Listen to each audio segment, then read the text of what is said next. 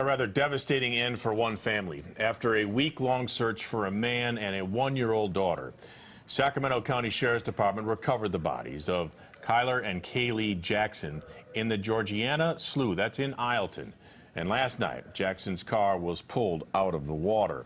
Well, now his family is left wondering if the winding road had anything to do with their deaths. CBS 13's Macy Jenkins is live in Walnut Grove tonight getting answers about this turn in the investigation. Well, guys, Kyler was making his way from Antioch to Sacramento right here on this road. It's a drive his mother said he was very familiar with. But we both realized something last night. As the sun goes down, it's easy to lose track of the direction you're going when you're out here on these winding roads. It's horrible. There's a 35-mile-an-hour speed limit.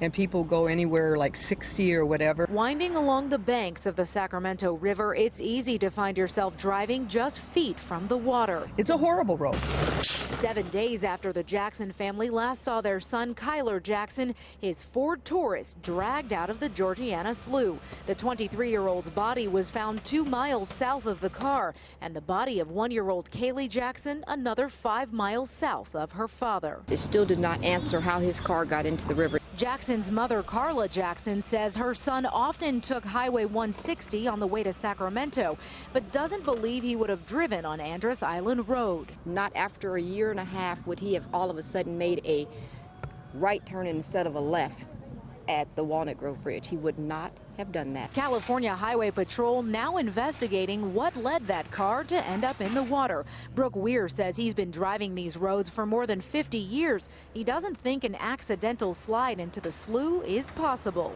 There is no spot on this river that I've ever had to worry about, oh my God, I'm going into the water. And even if the driver were to lose control, Weir says it's unlikely that a car would make it all the way into the water. You wouldn't go into the river, you'd just go off the road because it's so sharp. Still, Patty Spolero isn't surprised to hear about a tragedy after an evening drive near the slough. She's seen enough. No, and there's always ambulances and fire trucks along here, and I'm sure it's a lot of, cars going into this river.